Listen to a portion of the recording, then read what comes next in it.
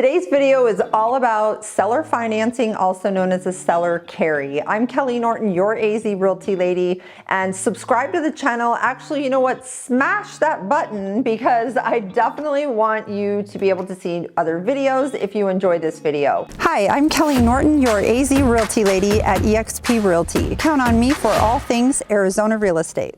All right, so seller financing. In this market, I'm seeing this as a huge trend right now. So I would say that about 80% of my listings, I've had people calling that are either investors or true buyers that want to see if the seller will finance.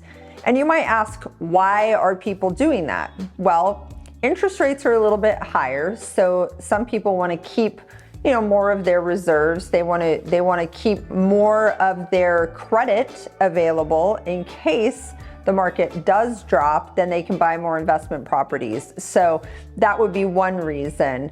The other reason is they do feel like if a seller can carry the loan, they might be able to negotiate a little bit of a better interest rate.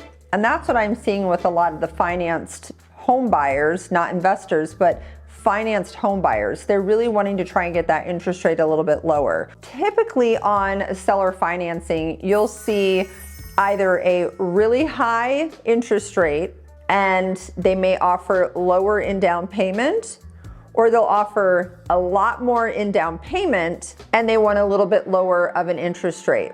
I just had an offer come over on a 5-acre parcel that we have listed, and it does have a manufactured home on it, by the way. It's a single wide, so it can't get the traditional financing. Here's what the offer came over as. It came over, but they only wanted to do like a small down payment, and they wanted a heck of an amazing interest rate.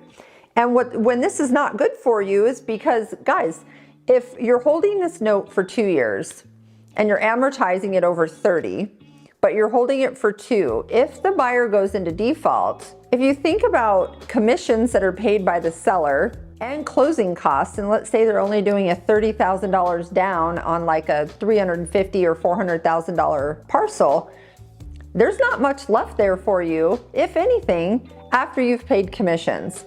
So very important to make sure you get a big enough down payment so that there's a little skin in the game for that buyer, so that if they do default later, if the market goes down, you're not the one that's on the hook with a property that maybe has a lower value. Hopefully that's making sense. So let me just kind of circle back to it really quick. So offer comes in, $350,000. They only want to do a $30,000 down. They want an amazing interest rate. They want like 4.5%, 5%. So have a conversation with my seller, because if that buyer goes into default on the mortgage, the seller will end up with that land again. And if the values drop and that buyer has only put $30,000 in, and let's say the market happened to drop bigger than that, then it's no real hurt to the buyer to just say, I'm done. I don't want to build on it anymore, so I'm going to walk away from the property. Is it likely? Probably not likely, but is it possible? Absolutely. And I'm sure this happened quite a bit the last time when the market dropped. Do I think the market's going to drop like it did before? I don't.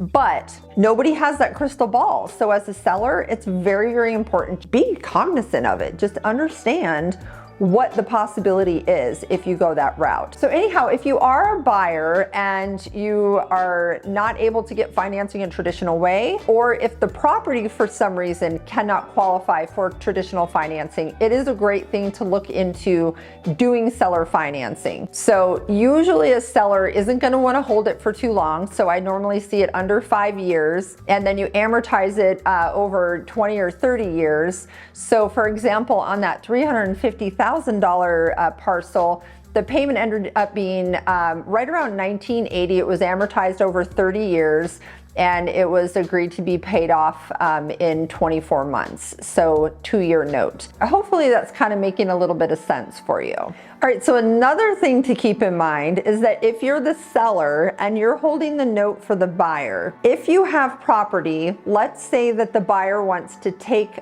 away whatever's there. So we'll just pretend like there's a single wide or a double wide manufactured home, and maybe they want to put a bigger manufactured home on the property or remove it. So as a seller, if you end up getting that property back, you want to make sure that in your deed that you have it mentioned that if something is put on the property that it be affixed, because this is what could happen. So let's say there's a single wide home on it. Buyer purchases, they put a small amount down, like $30,000, $40,000 down. They remove the existing single wide off the property, and then they put in a double wide. Somehow they end up in some kind of financial issue, and they go, you know what, I don't want this land anymore. I'm gonna just have the home moved and then default on the loan. So then now you have a property that's even less valuable than it was before, because they took the first home off to put the other one on, and you didn't require that it be affixed to the property. So now you don't have improved land. So you're really screwed. So there's a lot of things to look into. Make sure you have an agent that is familiar with doing these types of loans. And it's always good to get legal advice as well. So just make sure you really know what it is that the reason why the buyer can't get to traditional financing, because that'll tell you a lot. And you do have the right also as a seller to say, hey, I want to pre-qualify this buyer. I want to see a credit report. I want to see income documentation, tax information. You do have that right. And a couple times I have had realtors say, oh, well, they're pre-qualified, they're fine. No, I mean, the seller really does have the right to know who they are loaning their money to, because they're loaning their equity and they're loaning their money to them. So it's just like a normal bank, and the seller certainly does have that option to do a full pre-qualification. So again, guys, subscribe to the channel. I'd love to hear your thoughts on what you think of doing a seller carry. Have you ever done one? What scares you? What do you think is good about it? Please comment. I'd love to hear about it. And also let me know if there's any other videos that you're interested in me shooting. I would love to know. And please subscribe and click the bell too. That way you're notified when I put up new videos. And again, I'm Kelley Norton, your AZ Realty lady, helping buyers and sellers in the Phoenix and surrounding areas for over 20 years. Have an awesome day. Bye.